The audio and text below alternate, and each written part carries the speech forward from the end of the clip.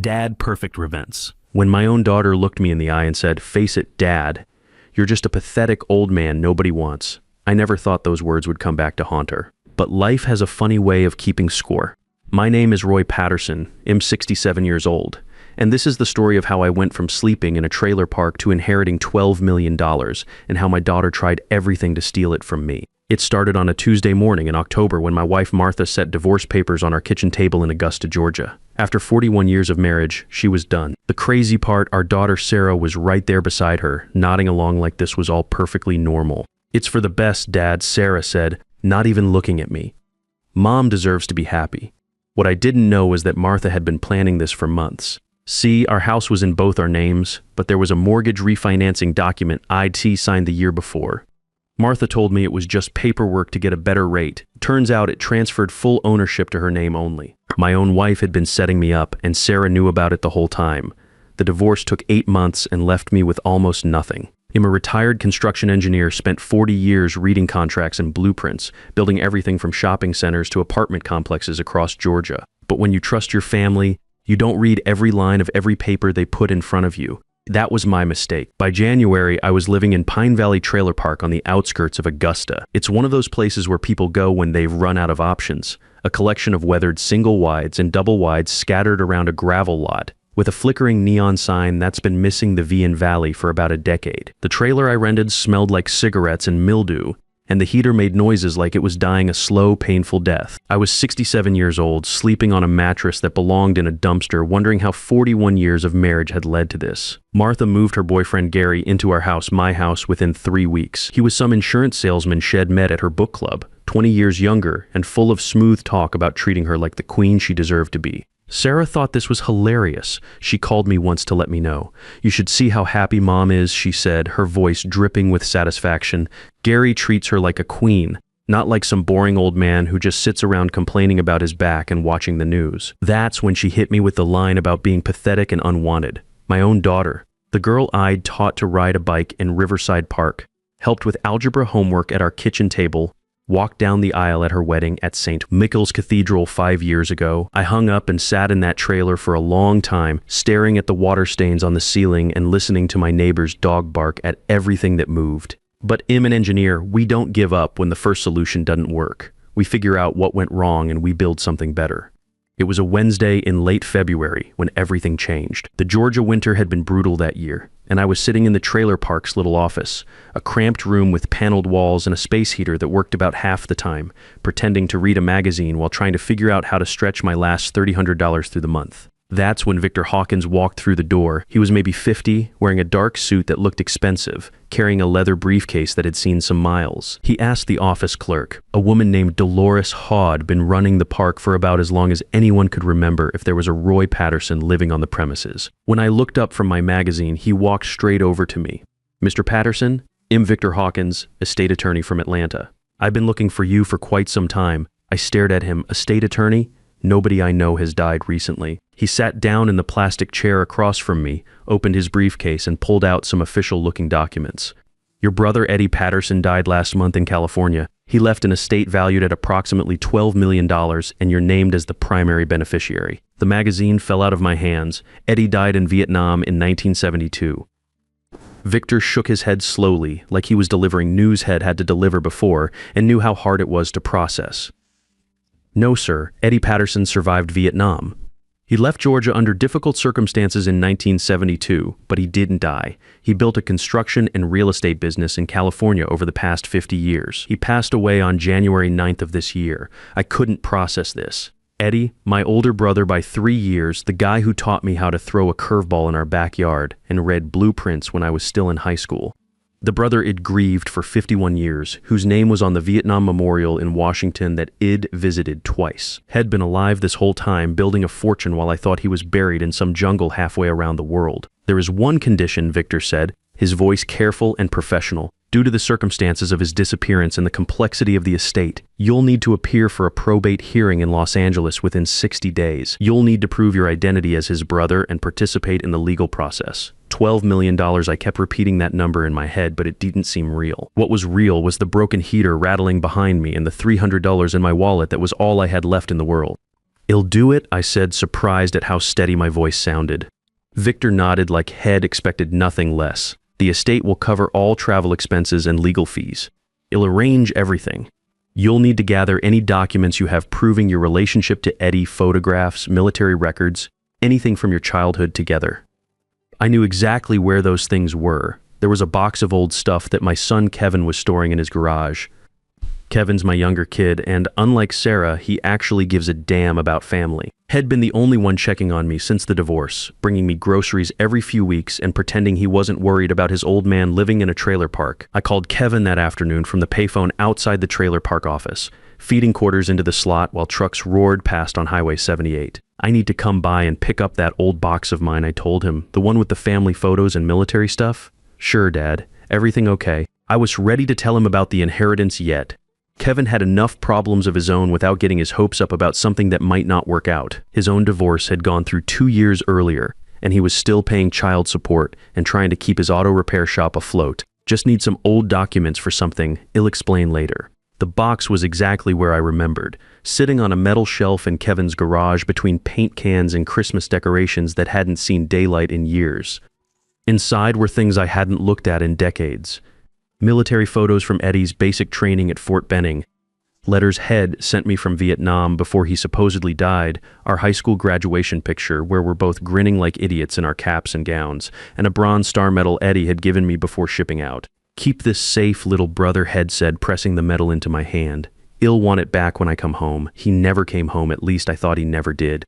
The flight to Los Angeles was my first time on an airplane in over a decade. Martha had stopped wanting to travel years ago, claiming airports were too stressful and hotel beds hurt her back, and I'd gone along with it like I went along with most of her decisions back then. Sitting by the window on that Delta flight, watching Georgia disappear below the clouds, I felt something I hadn't expected: relief. For the first time in months, I was moving forward instead of just surviving day by day. Victor had arranged a clean hotel near downtown LA, nothing fancy but a hell of a lot better than Pine Valley Trailer Park. The Marriott on Figueroa had a view of palm trees and a bed that didn't try to cripple me when I slept on it. Small things, but when you've been living in a place where the bathroom door doesn't close properly and the refrigerator sounds like a diesel engine, small things matter a lot. The probate attorney was a sharp woman named Ruth Martinez, who looked like she could dismantle a fraudulent claim from across the room without breaking a sweat. Her office was on the 15th floor of a glass tower with windows overlooking the city and law books that looked like they'd actually been read instead of just sitting there for show. She went through my documents with the focused attention of someone who'd seen every possible scam and con game in the book. The photos of Eddie and me as kids, the letters Head sent from basic training, his service records that I'd managed to get from the VA years ago when I was trying to get information about his death. Everything checked out perfectly with her practiced eye. "There's something you should know," Ruth said, looking up from the papers spread across her mahogany desk. "Eddie had a daughter named Beverly Caldwell.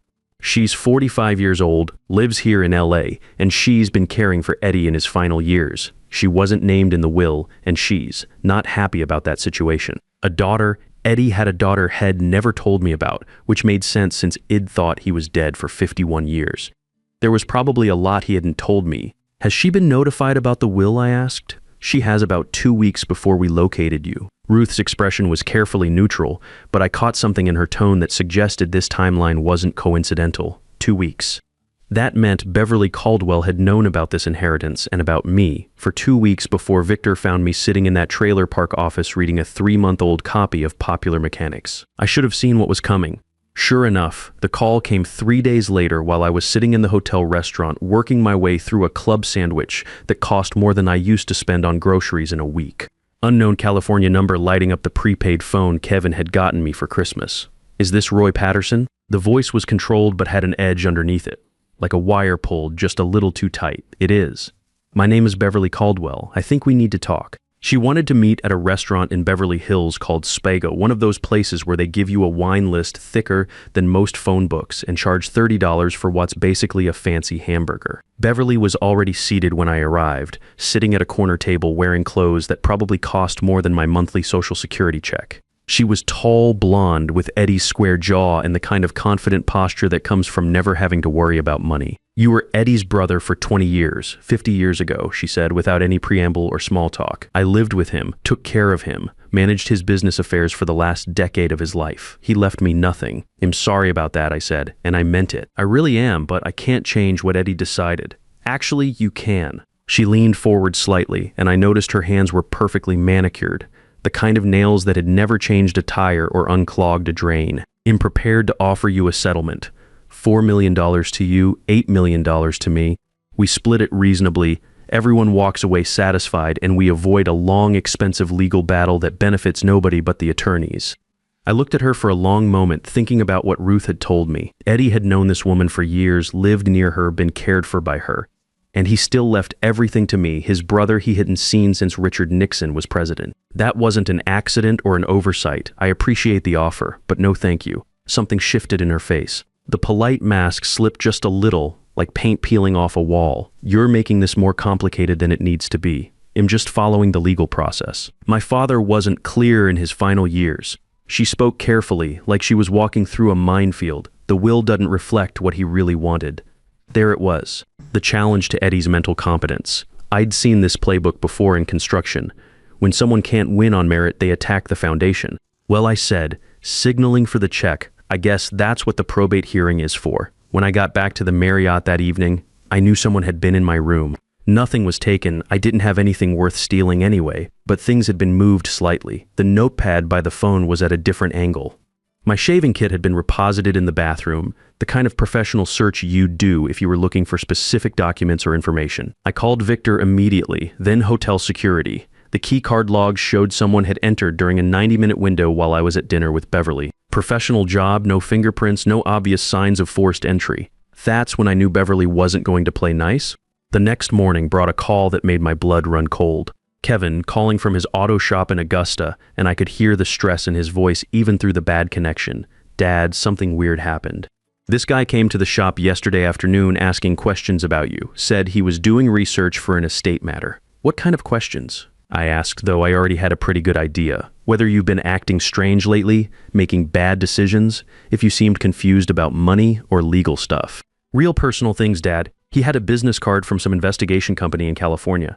I told him to get lost, but it was creepy as hell. I stayed calm on the phone because Kevin didn't need to worry about his father on top of everything else he was dealing with. But inside, I was furious.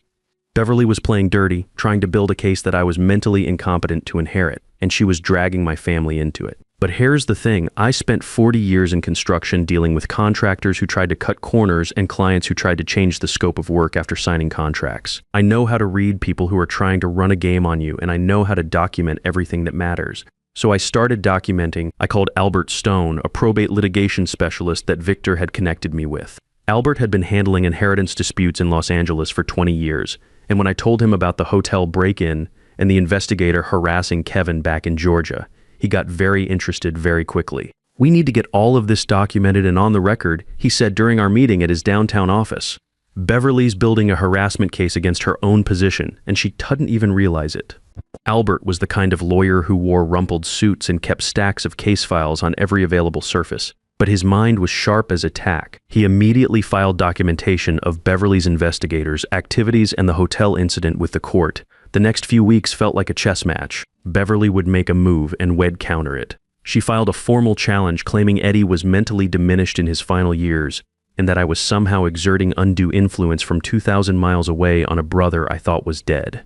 Albert filed counter documentation showing her pattern of harassment and surveillance. Then Beverly made her biggest mistake. She called me directly. Roy, she said, using my first name like we were old friends who went way back. This is getting out of hand. I loved my father and I know what he would have wanted. I'm sure you did love him, I said, keeping my voice neutral. He used to tell me stories about you when he was feeling nostalgic, about how you were always the weak one, the one who needed taking care of. He said you never could handle real responsibility, that you'd probably blow through any money you got in a couple of years. I let that hang in the air for a moment, feeling the old anger that comes from being underestimated your whole life. Then I said, Beverly, I want you to know that I'm recording this conversation. California is a two-party consent state, so I'm informing you now. Dead silence on the other end. If you contact me again outside of the legal process, I'll add it to the harassment documentation. That's already been filed with the court. Have a good day. She hung up, but not before I heard her say something that sounded like son of a bitch. The recording was legal since I'd informed her, and it went straight into our case file as evidence of continued attempts at intimidation. The probate hearing was held in the Los Angeles County Courthouse on a Thursday morning in late March. The building was one of those imposing concrete structures that makes you feel like justice might actually be possible, with marble floors and high ceilings that echo when you walk. The courtroom itself was smaller than I'd expected from watching legal dramas on TV. Wood-paneled walls, fluorescent lights supplementing the natural light from one high window, maybe 30 seats for observers. Judge Martinez looked like a man who'd heard every sob story and seen every con game in the book. He had the patience of someone who'd been dealing with family disputes for decades and found none of them particularly surprising anymore. I sat at the petitioner's table with Albert Stone. Beverly sat across from us with her attorney, a slick-looking guy named Craig Bell, who probably charged more per hour than I used to make in a week. Bell had the practiced composure of someone who'd built a career on billable hours and expensive suits. The hearing started with the basics. Documents establishing Eddie's identity, his will, his medical records. Eddie's primary physician, Dr.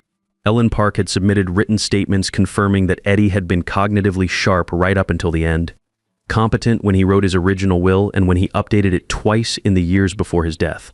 Then it was Beverly's turn. Bell called her to the stand, and she told her story about caring for Eddie in his declining years, describing memory lapses and confusion that somehow never made it into any medical records or official documentation. Bell introduced a letter that he claimed Eddie had written to Beverly approximately 2 years before his death, expressing doubts about his estate plans and his decision to leave everything to his distant brother who probably wouldn't know what to do with the responsibility anyway. The letter was handwritten on Eddie's personal stationery, emotional and rambling, talking about how Head changed his mind about the inheritance and wanted Beverly to contest the will if anything happened to him.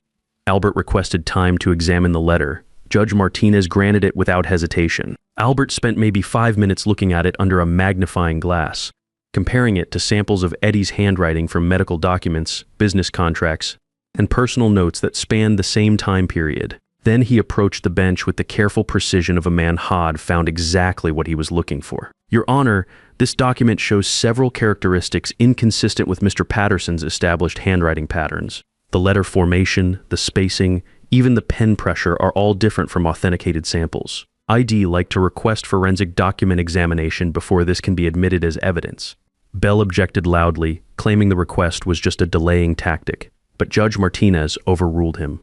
The letter was held pending forensic analysis. I watched Beverly's face when that happened. She went very still, and her eyes darted to someone in the gallery, a man I didn't recognize but figured was probably one of her investigators or consultants. Then Albert cross-examined Beverly, and he was methodical about it, taking her through her own timeline piece by piece. When had she hired private investigators to look into my background? Why hire them before Eddie's primary beneficiary had even been identified? What was her relationship with the man who'd visited my son Kevin in Georgia? Beverly tried to deny knowledge of the Georgia trip, but Albert had phone records showing multiple calls between her and the investigation company on the days before and after Kevin was contacted. She was caught in a lie, and everyone in that courtroom could see it. That's when she lost control completely. This is ridiculous. Beverly said, not responding to any question Albert had asked, just talking to the room like she was giving a speech. He abandoned his family 50 years ago. He doesn't deserve this money. Judge Martinez looked up from his notes with the kind of expression that could freeze water. Ms. Caldwell, please confine your remarks to questions from counsel. His a bitter old man living in a trailer park, Beverly continued, her voice rising and cracking. My father felt sorry for him. He told me Roy never amounted to anything, never built anything that mattered. Miss Caldwell, the judge said with deadly calm, you will limit yourself to responsive answers to questions asked by the attorneys. Craig Bell was on his feet, hand on Beverly's arm, trying to get her to stop talking, but she was done pretending to be the grieving, reasonable daughter. I earned this money. I took care of him when he was sick. I managed his business. Some stranger doesn't get to walk in and take what I worked for. In the silence that followed, I sat with my hands folded and looked at the American flag behind the judge's bench. I thought about Eddie, wondered what Head think of this circus, wondered if Head known his daughter would react this way, and if that's why Head left everything to me instead. The forensic analysis of Beverly's letter took 11 days. The report was 3 pages of technical language that reduced to one simple conclusion. The letter was inconsistent with Eddie's established handwriting patterns and had been written within the past 8 months. Eddie had been dead for 14 months. The letter was a forgery. Craig Bell withdrew from Beverly's case within 48 hours of the forensic report being delivered to all parties. In legal terms, that's like watching a ship's captain abandon ship. It tells you everything you need to know about what he thinks is coming next. Beverly tried to get new representation, but 3 different attorneys declined to take her case in sequence. When a central piece of your evidence has been proven fraudulent, most lawyers won't touch you with a 10-foot pole. The final hearing was almost anticlimactic. Beverly showed up alone, sitting at her table without legal representation. She looked smaller somehow, defeated before the proceedings even started, wearing a simple black dress instead of the expensive outfits from before. Judge Martinez didn't deliberate long. The estate's legal standing was clear. The documentation was thorough, and the only challenge had been built on forged evidence and harassment tactics. He ruled in my favor. The estate of Edward Patterson, $12 million, passed to Roy Patterson, lawful brother and sole beneficiary as explicitly stated in the will. I signed the papers in Albert's office that afternoon. My hand was steady. The legal consequences for Beverly unfolded over the following weeks with the institutional patience of systems that don't hurry but always arrive eventually. Submitting forged documents in probate court is a felony in California. The district attorney opened an investigation. The private investigators Shed hired were also under scrutiny for their interstate harassment activities. I didn't feel triumph watching her world collapse. I felt tired and sad and ready to move forward with whatever came next. I decided to stay in California. Found a good apartment in San Diego, a 2-bedroom place in Mission Hills with a view of the bay and morning light that falls exactly the way I like it. For the first time in my adult life, I was living entirely on my own terms, making decisions based on what I wanted instead of what someone else needed. I called Kevin and told him to quit his second job at the auto parts store. I was taking care of his mortgage payments and his daughter's college fund. He tried to refuse, said he could handle his own problems, but I told him it wasn't negotiable. My son had stood by me when everyone else walked away, checking on me in that trailer park, never making me feel like a burden. That loyalty meant everything. Sarah tried calling me once about 6 months after the inheritance became public knowledge. She had heard through the family grapevine, probably from Kevin, and wanted to reconnect and work through our differences.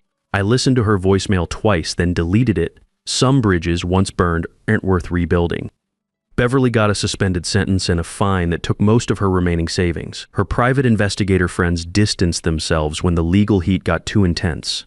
Last I heard through Albert, she was working at a department store in Pasadena and living in a studio apartment, a far cry from the lifestyle Shed been planning to fund with Eddie's money. Martha and Gary broke up about 8 months after the inheritance news went public in Augusta's social circles.